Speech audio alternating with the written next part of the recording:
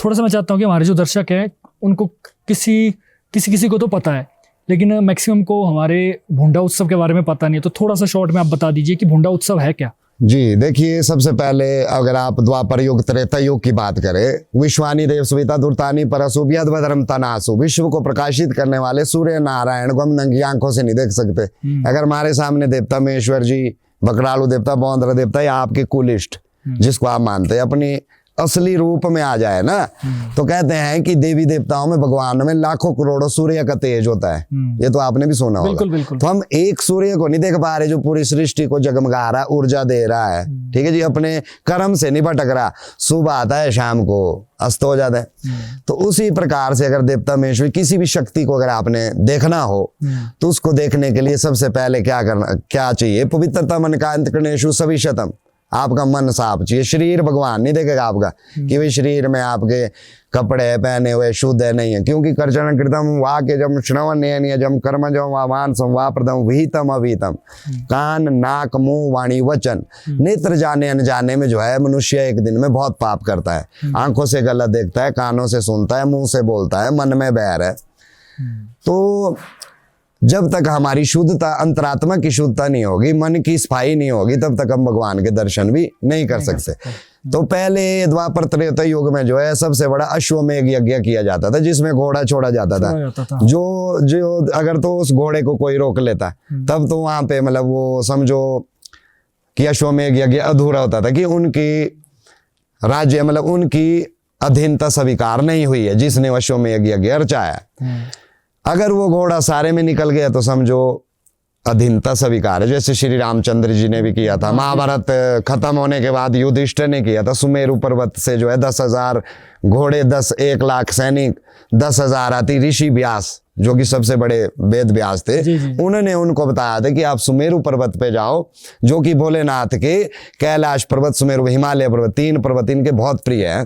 तो वहां से वो सोना लेके आए थे, तब जाके अश्वमेघ यज्ञ हुआ। तब खुद सोचो आप 10,000 घोड़े, 1 लाख सैनिक में कितना सोना आया होगा। तो एक अश्वमेघ यज्ञ करने के लिए इतना खर्च आता था। तो आया कलयुग। कलयुग में चलता नरमेघ यज्ञ। नरमेघ यज्ञ बोलते हैं कि अब इसमें एक प्रकार से आदमी की बलि लगती थी पहले। अच्छा। वो कोई आदमी, हम लोग नहीं लेते थे उसको। आपने देखो होगा जो रस्सी पे डालते हैं वो बेड़ा टाइप, उनकी अलग ही जात होती है। तो कई बूंदे ऐसे हुए हैं पहले जिसमें कि उसको बीचों बीच से ही गायब किया हुआ है कालियों ने। अच्छा। मतलब वो नीचे पहुंचा ही नहीं, मतलब बीच रस्सी से उठा लिया हुआ है।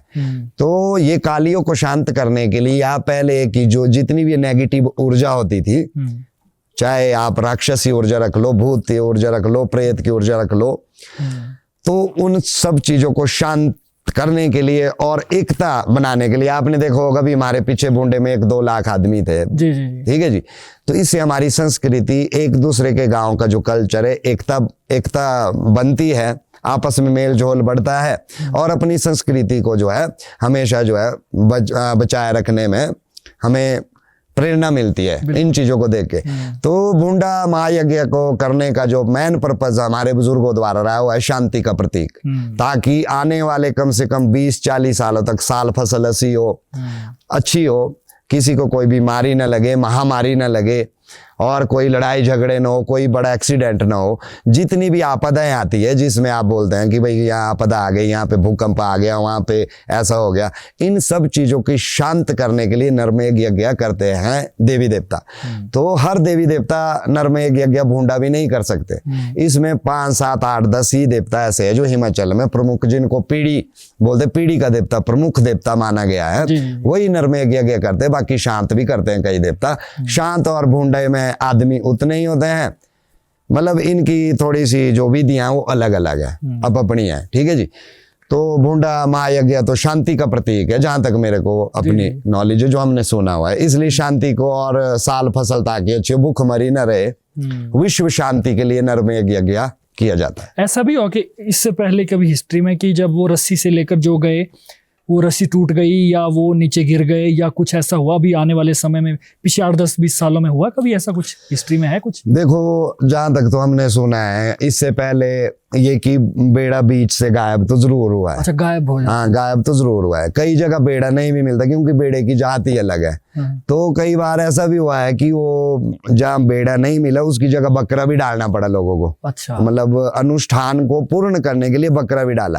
तो बकरा तो हमारे इस बूंदे में भी पड़ा हुआ है। अच्छा। तो यहाँ पे हमारे आपने सुना होगा स्वतंत्रता सेनानी श्री पंडित पद्म देव जी, जो हमारे स्वतंत्रता सेनानी थे, महात्मा गांधी नेहरू जी के साथ जिन्होंने स्वतंत्र लड़ाई लड़ी थी, वो भी हमारे नेता यहीं पार जो गांव दिख रहा बमनोली से, मुखिया फैमिली से थे। अच्छा। तो फिर बीच में उन्होंने एक बूंदे में रोक लगाई थी, 65 के बूंदे में। हाँ। उस टाइम बकरा पड़ा था यहाँ, लेकिन उनको उसका खामियाजा भुगतना पड़ा था। देवता जी ने काफी सजा दी थी उनको। अच्छा। अब मैं उस पर ज्यादा नहीं बताना चाहूंगा। बिल्कुल बिल्कुल। पर यह है कि हमारी हिस्ट्री में तो कभी रस्सी नहीं टूटी है। ठीक है जी। अब जो दलगांव में रस्सी टूटी है उस पे देखो काफी मैंने सुना कि ऐसा हुआ वैसा हुआ कैसा हुआ, उसमें कुछ भी नहीं हुआ। वो श्री देवता महेश्वर जी बकराड़ू देवता बौंदरा देवता जी की मर्जी थी। वो क्यों थी? क्योंकि एक तो पहले हमारे जो कल्चर है, हम अपने कल्चर को भूल रहे आज के टाइम, हम जा रहे बाहर को। जो हमारी मुंजी प्रथा है ना जी, ये पहले 1 साल पहले से इसको बांटते हैं लोग। फिर वो जो बेड़ा होता है वो उसको 10 बारी चेक करने आएगा, फिर वो देखेगा कि कहीं से गलत है कहीं से ऐसी, क्योंकि पढ़ना उसको एक्सपीरियंस है। बिल्कुल बिल्कुल। तो उन्होंने जो है मुंजी 3 महीने में तैयार की मेरे आइडिया से, और मुंजी भी बाहर से लाई थी बिलासपुर वगैरह से, अपनी घास नहीं थी वो। ठीक है जी। तो अगर मान लो वो बेड़ा डालते हुए टूटती तो वो तो नेचुरल बुजुर्ग आदमी है बेचारा जो उस पे आ रहा था, वो तो वैसे भी मर ही जाना था, है ना जी। तो आने वाले टाइम में बूंदे बांडे तो वैसे ही बंद हो जाने थे। प्रशासन ने तो हमारे कल्चर को बंद कर देना था। वो थोड़ी कानून तो नहीं मानता ना जी किसी की बलि बिल्कुल लेना। बिल्कुल सही। अगर वहां बलि लगती तो बूंदा और भी शुभ था, क्योंकि नर में यज्ञ बोलते इसको है। अच्छा, मतलब अगर वो बलि लग जाए तो शुभ माना जाता है। शुभ माना जाता है जी। तो लेकिन अगर वो वहां रस्सी टूटी है तो उसका भी कुछ कारण होगा, देवता जी ने उनको नया जीवन दान दिया है। ठीक है जी, ताकि लोगों की आस्था भी बनी रहे और बूंदा भी पूरा हुआ। बाद में बेशक चलो स्पेस उसका छोटा किया तो कम से कम हमारा अनुष्ठान तो पूर्ण हुआ ना जी। बेड़े वाला रस्सी होती है ना। हाँ। ऐसे आइडिया बताओ आपको कितनी मीटर होती है, मतलब ऐसे कितने दूर तक वो? लगभग मीटर तो जी अब उसका तो ऐसा होता है कि एक लोगों का हाँ स्पेस होता ना, वो लगभग अगर आप ऐसे सीधे में चलेंगे तो 1.5 किलोमीटर आ जाएगी। अच्छा। 1.5-2 किलोमीटर, 1.5-2 किलोमीटर, 1500 मीटर मान के चलो। हाँ 1500 मीटर मान के चलो, इतनी लंबी होती है। वो बना के करते उसको इतनी और लंबी। नीचे क्या होता है? नीचे वैसे ही पेड़ वगैरह? नीचे कुछ नहीं, बस नीचे 2 खूंटे लगाते हैं इस तरह मोटे मोटे ना, बस उसमें बांधते हो। ऊपर भी वही खूंटे लगेंगे, उसमें बीच में रस्सी, बाकी कुछ नहीं आता। बस उस पे ले आते हैं नीचे उसको। वो तो पहले से प्रथा है। बाकी वैसा आज तक नुकसान तो कभी हुआ नहीं। पर चलो जो भी है, जब हमारा बूंदा होगा आगे हम तो कोशिश करेंगे उस टाइम की भाई हमारी अच्छी रस्सी बने। बिल्कुल बिल्कुल। हाँ जी, हाँ जी। बिल्कुल। और चलिए, सबकी अपनी अपनी आस्था है, हम किसी की आस्था को ठेस नहीं पहुंचाएंगे, लेकिन कोई अगर हमारी आस्था को ठेस पहुंचाने की कोशिश करेगा तो हो सकता है उसको भी ठेस पहुंचेगी। क्लियर सी बात है ना। पहुंचेगी। अपनी जगह सब सक्षम रहो, अपने तक रहो, अपने विचार अपने तक रखो। देखो सनातन धर्म तो इतना बड़ा है ना जिसके जीता जागता उदाहरण अभी आप महाकुंभ पे देख सकते हैं, जिसमें कि बड़े बड़े सेलिब्रिटी, यहाँ तक कि विदेशों से डोनाल्ड ट्रंप या आपके ऋषि सुनक जो कि हमारे ब्रिटेन के पूर्व वो रह चुके हैं। हाँ। ठीक है जी। वो ऐसे बड़े बड़े सेलिब्रिटी भी उस महाकुंभ में स्नान करके जा रहे हैं। सनातन धर्म की इतनी पावर, विज्ञान भी आज मानता है कि सटीक जो जानकारी हो हिंदू पंचांग में मिलती है। स्टीव जॉब्स की वाइफ जो है वो भी आई थी, है ना जी। तो हमारे सनातन धर्म जो जितने और धर्म है ना, धर्म कोई नहीं है, धर्म सिर्फ एक ही है, वो है सनातन धर्म। बाकी जितने भी ये पंथ है पंथ। अब आप मैं चलो आपके इससे मेरा देखो ना मुसलमानों से कोई मतलब, मेरा ना ईसाइयों से, मेरा ना हिंदुओं से, मेरा ना किसी, मैं अपने धर्म के लिए जान भी दे सकते हैं, जान ले भी सकते हैं। तो मेरा सिर्फ एक ही सवाल है सभी मुस्लिम भाइयों से कि भाई चलो हमारे सनातन धर्म का तो आप कहीं से भी खगाल के देखो, 4000 साल पहले की, 5000 साल पहले की, यहाँ तक कि 1,00,000 वर्ष पहले की हिस्ट्री भी मिल जाएगी। अच्छा। तुम लोग जो है, तुम लोगों को मैं चैलेंज करता हूं, मैं मुसलमान का जो है वो धर्म, आपका जो पंथ है मैं अपना लूंगा। हाँ। मैं मुसलमान ही बन जाऊंगा और तुम्हारी वो करूंगा मैं ब्रॉडकास्ट तुम्हारी उसका। हाँ। जो भी तुम्हारी 24 आयतें हैं, 100 है जो भी तुम्हारे आए थे, जो भी पीर पूर सब, ठीक है। लेकिन एक चैलेंज है आप लोगों को कि भी आप लोग लिखित रूप में मेरे को अपने जो ये धर्म है उसकी 1800 साल या 1500 साल पहले की हिस्ट्री तो मेरे सामने ले आके दिखाओ। ठीक है जी। आप हमारे ढूंढेंगे तो हम तो 4000 साल पुराना भी आपको प्रमाण दे देंगे, वो भी लिखित रूप में, ग्रंथ दिखाएंगे, वेद दिखाएंगे। आप लोगों का जो पंथ है सारा 1600 ईस्वी में शुरू नहीं हुआ, 1600 साल उससे पहले का दिखाओ तुम, 1500 साल 1800 साल ईस्वी पहले से तुम अपने धर्म के बारे में कोई भी चीज बता के दिखाओ, मैं एक्सेप्ट करूंगा, ठीक है जी। तो सनातन धर्म से पुराना कोई नहीं है, एक बाप की दो औलादे हैं। ये बने हुए जो आपके काबा में भी पूछते हैं हज, जिसको आप वहाँ सबसे बड़ा वो वहाँ भी भोलेनाथ का है शिवलिंग है, अगर उस पर कोई गंगा जल डाल दे या गाय का गोंत्र चढ़ा दे तो नाश हो जाएगा, समूल नाश हो जाएगा इनका। क्योंकि ये अभी तक जो शुक्राचार्य के शिष्य है ये तभी तक बचे हुए जब तक भोलेनाथ की कृपा है इन पे, बाकी नहीं। तो कलयुग में ही है। बिल्कुल बिल्कुल। हाँ जी, हाँ जी। और जैसे यहाँ पर तो आपने बोला कि बहुत सारे लोग आते हैं और तरह तरह के लोगों से, तरह तरह के रोगों से ग्रसित होते हैं। कभी कोई ऐसा केस भी है जिसके अंदर कोई चीज आ गई, मसान आ गया या कोई ऐसी गलत एंटिटी आ गई जो फिर हाँ, ऐसे तो बहुत आते रहते हैं। ऐसे तो अभी एक पिछले हफ्ते ही आया था मेरे पे केस यहाँ पे, तो अब वैसे केस तो बहुत आते हैं। अब चलो मैं आपको एक लड़की वाला सुनाता हूँ। बेचारी इनकी उम्र की लड़की थी, छोटी, मतलब उसकी शादी होने के लिए रह गए थे 15-20 दिन, रजिस्टर था टूटने वाला। अच्छा। 1 महीने उसको तो कुछ छेड़ता है। उसके पिताजी आए मेरे पास यहाँ ना जी, तो उन्होंने बताया कि भाई ऐसे ऐसे इसकी शादी की डेट है निकली हुई, लेकिन इस लड़की को भाई कुछ आता है, वो छेड़ती, मतलब हाँ ठीक है, खेल आती है, खेल आती है। तो फिर मतलब मैंने दिखा तो दिया इनको कई जगह, मतलब इलाज तो बाप तो हो गई, अपने बच्चों की टेंशन लेगा है ना जी, इलाज बहुत जगह कर, लेकिन कहीं नहीं हुए। तो मेरे पास आए थे उस लड़की को, यहाँ उसको मशान आता था, मशान, हाँ जी। तो शादी की टूटने वाली थी उसकी, लेकिन जब मैं गया यहाँ से रामपुर में, उनका घर है रामपुर से बहुत ऊपर है, उस जगह का मैं थोड़ा सा नाम भूल गया, शिंगड़ा से ऊपर है। तो वहां मैंने वो पूजन किया था। तो वो लड़की 2 साल से वो झेल रही थी, मतलब वो जो उसको खेल आती थी, लेकिन आज के टाइम में शादी भी होगी, उसका बेटा भी हो गया यहाँ पे वो।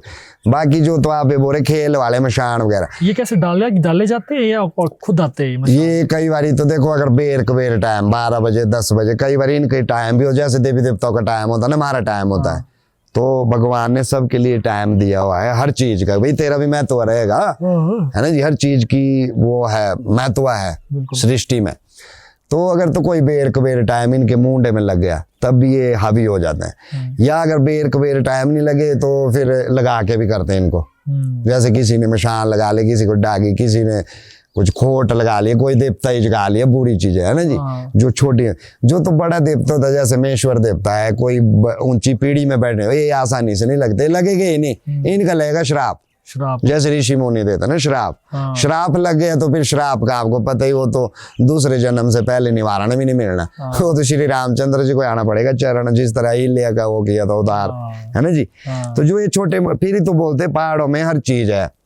अब यहाँ पे देखो लग भी गया, तो चलो लड़ गए हम दो आपस में, कुछ भी आपने देवता लगा लिया, बीर शीर लग भी गया, लेकिन उसका निवारण भी है हमारे पास, वो शांत भी हो जाते निवारण से।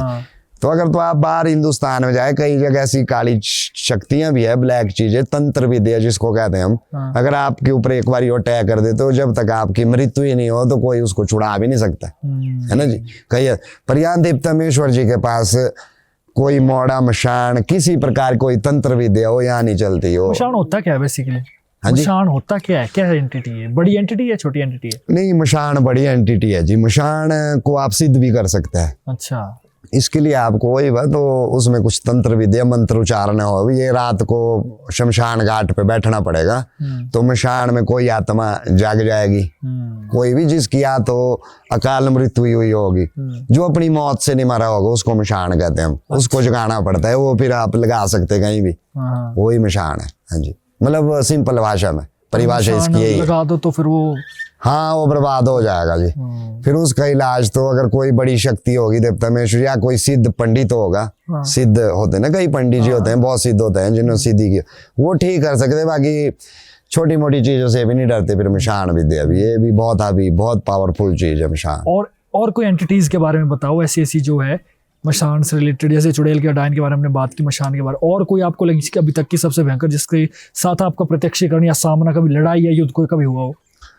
हाँ नहीं, ऐसी शक्तियां तो देखो हिमाचल प्रदेश में देवी देवताओं के साथ बहुत चलती है। वैसे तो कई वीर देवता जी के साथ ऐसे भी जिनका नाम भी नहीं ले सकते हम। अच्छा। और भी देवता जी हिमाचल में बहुत से ऐसे देवता है जिनके साथ कई ऐसी शक्तियां जिनका नाम लेने में भी मनाही है। अगर आप उनका नाम ले लेंगे तो आपके साथ कुछ ना कुछ गड़बड़ जरूर होगी। हाँ, तो जैसे तो मुशान वगैरह तो चलो शांत भी हो जाएंगे, इनको तो आप पूजा पाठ करके शांत कर भी लेंगे, ठीक है जी।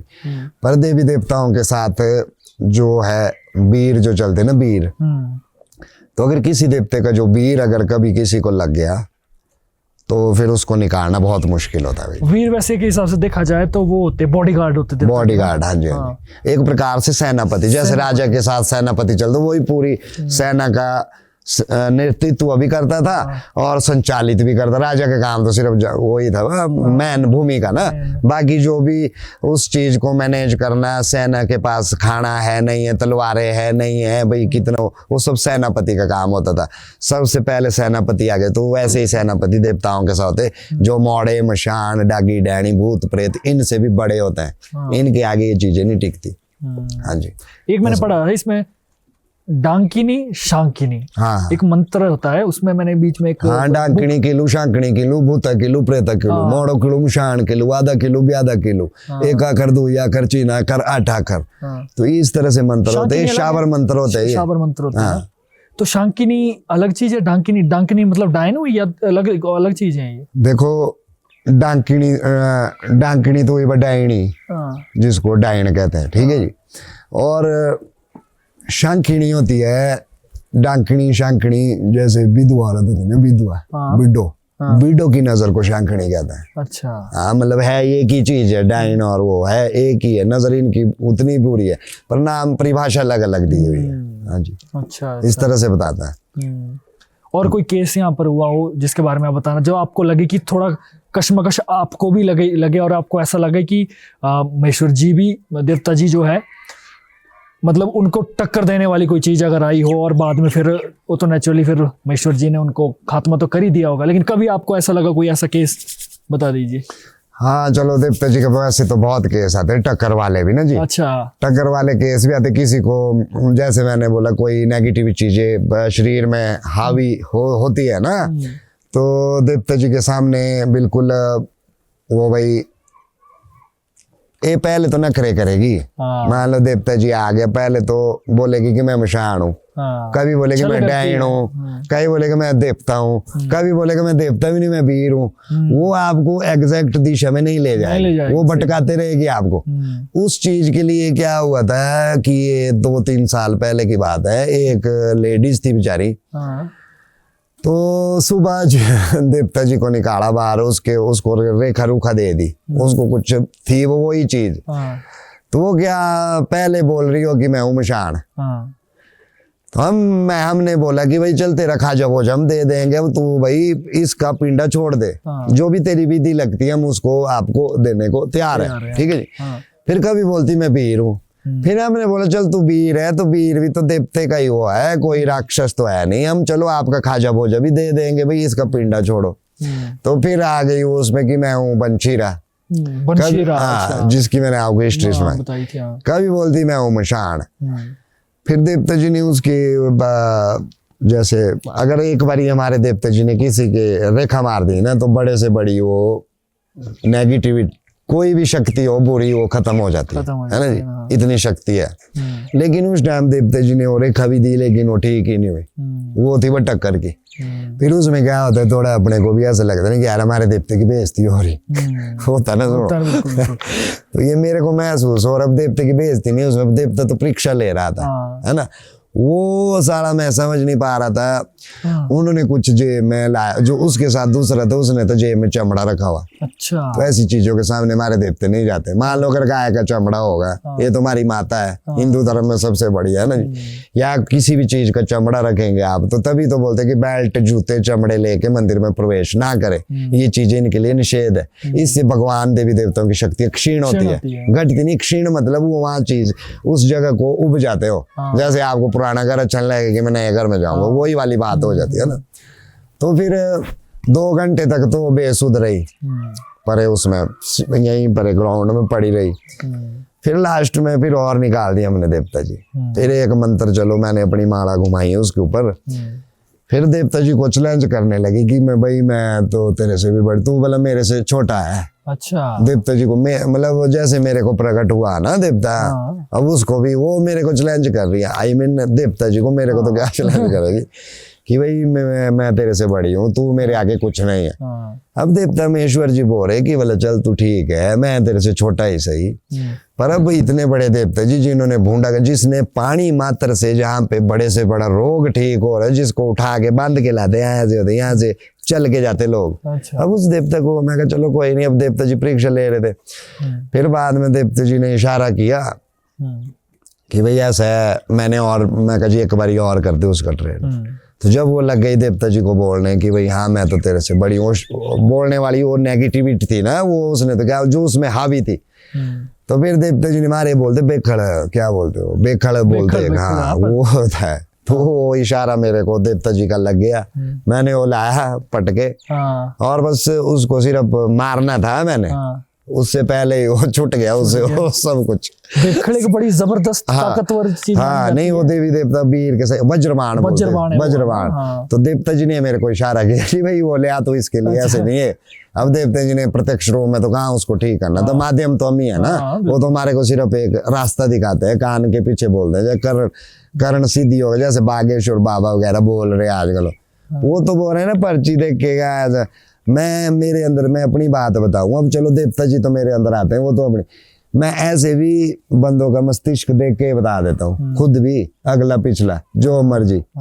हाँ वो हमारे अंदर भी है, बागेश्वर बाबा जी बूबा जी तो बाद की बात है, लेकिन ये चीजें दिखावे की नहीं होती, ये तो देवी देवता के साथ होती है। जितना इलाज शायद यहाँ देवता जी के पास होता है विश्व जादू का, और जितने लोग यहाँ से ठीक हो गए, आज गुण गाते हैं देवता महेश्वर जी का, बहुत से ऐसे लोग हैं, कहीं ना कहीं आपको ऐसे लोग जरूर मिलेंगे जो यहाँ से ठीक होके गए हैं हमारे गांव से देवता महेश्वर जी के। इससे कहीं ना कहीं आपको ऑल हिमाचल इंडिया बोलो चाहे किन्नौर तक बोलो, आप नोएडा तक मैं भी जाता हूँ पूजन में, ऐसा नहीं है, बेंगलोर तक मेरे शिष्य है, कनाडा तक है देवता महेश्वर जी को मानने वाले। और बाकी एक बारी इनको आजमाने के लिए नीचे से आए थे कोटखाई से लोग, ठेयोग से, भले पालकी खुद करते लोग ऐसा जो हम अपने शिमला के ही लोग थे, अपने ही थे। तो वही वाली बात ना भाई जी, वो तो कोई बाहर का, वो अब उनको पता नहीं क्यों डाउट हुआ, वो आजमा रहे थे देवते को, नहीं अब उन्होंने भी सुना था कि महेश्वर देवता जी ऐसे है वैसे है भाई, अब सुन के ही आता ना बंदा तो उसमें क्या हुआ कि आए वो बंदे अपने ही ना यहाँ लगे आजमाने देवता जी को कि जी बोला हम उठा सकते हैं पालकी को। तो मैं भी था, मैं बोला मैं कह जी वैसे तो बाहर के बंदे को अलाउड नहीं है, नहीं बोला हम विश्वास नहीं करते, जैसे उन्होंने कुंजियां डाली ना, जैसे आप दो फूल विचार करेंगे कि देवता जी मेरा काम बनेगा तो ये नहीं बनेगा तो ये डाल देना विचार ऐसे खुलेगा, तो वैसे उन्होंने डाला, तो जैसे देवता जी गिर रहे थे ना कुंजी पर, उनको हो गया डाउट कि ये खुद कर रहे हैं भाई देवते को, ये मन है भी देवता खुद कर रहा है। बोला हमने लगना है, मैं बोला मैं कहा जी वैसे तो बाहर के बंदे को अलाउड नहीं है। नहीं बोला आप लोग तो खुद कर रहे हैं। उन्होंने जब ये बात मेरे को बोली, मेरे थोड़े माइंड में पिंच हो गई, मैं कह लो मैं कह लग जाओ, मैं कहा जय महादेव। तो बाद में फिर मेरे को शांत करना पड़ा देवता, और एक बुजुर्ग थे उन्होंने देवता जी को रोका कि देवते माफ कर दे इनको। जब उनको दड़ाया, फिर जैसे वो लगे ना, फिर दड़ाया इस पूरे ग्राउंड में, आपने देखना कितना बड़ा ग्राउंड है चारों तरफ, फिर देवता जी मतलब रुक नहीं रहे, वो बोल मतलब वो ये चाह रहे थे कि बस देवता जी हमारे कंधे से उतरेगा कैसे, वो अरे परे चढ़ उड़ाएंगे उनके बुरे हाल के, तब जाके वो आए, फिर हमने शांत कराया। मैं देवता जी क्षमा करो, ये आपकी परीक्षा ले रहे महाकाल की। बोला जी, तब देवता जी ने बोला चलो मैंने माफ कर दिया इनको, अब अपने ही हुए तुम, अगर कोई बगाना होता तो शायद यहाँ से फिर वो अपनी पैर पे भी नहीं जाता। तब उसके बाद उन्होंने नतमस्तक हो गए, 11,000 तो दंड दिया था देवते को, ऐसे ही ना कि देवता जी गलती हो गई। अब हम तो वही सोच रहे थे कि ये लोग खुद कर रहे हैं, लेकिन जब उन्होंने प्रत्यक्ष खुद देखा तो फिर वो तो भोलेनाथ है ना जी, आपको पता है शिव भगवान तो वैसे भी पानी से भी खुश हो जाता है, जल मात्र से। लेकिन अगर इनकी भक्ति करनी तो ये फिर सोने चांदी से भी नहीं खुश होते, क्योंकि विद्या भोलेनाथ ने दी है, बल बुद्धि विद्या सारी चीजों के ज्ञाता भोलेनाथ। अब शिव जी भगवान के गले में मुंडमाला, जिसको बोलते मुंडमालाधारी, वो किसी राक्षसों की तो है नहीं, अपनी वाइफ की है, वो उनकी जो पत्नी थी सती। जितने जन्म हो गए उतने 99 बार सती हो चुकी हूँ, उतनी बार हम, वो भी जन कल्याण के लिए, हमारी इस सृष्टि को बचाने के लिए, निर्माण के लिए हमारे पीछे सती हुई हो। अपने प्रेम को जो है भोलेनाथ ने हम लोगों के लिए 99 बार त्यागा हुआ है। हम लोग नहीं एक छोटी सी चीज त्याग सकते अपने कुल इष्ट के लिए, ठीक है जी। तो भोलेनाथ वैसे भी छत्र चरमर योर युगम व्यंजन गंभीरा भैरी मृतंग काल कला साष्टांग प्रणति स्तुर भौर विद्या हो समस्त मया संकल्प भी वो पूजाम गृहान प्रभु। हे भोलेनाथ, वैसे तो आपके पूजन में सोना चांदी छत्र 56 प्रकार के भोग व्यंजन बेलपत्र मतलब कई चीजें लगती है, जिसमें चमड़ा भी चाहिए हमारे को और चीजें भी, व्याघ्र चमड़ा ना जी, शेर की खाल वो सब, लेकिन हम ये सब चीजें देने में आपको असमर्थ है, इसलिए हम जो है आपको ये चीजें मन से संकल्प करते हैं, ठीक है जी।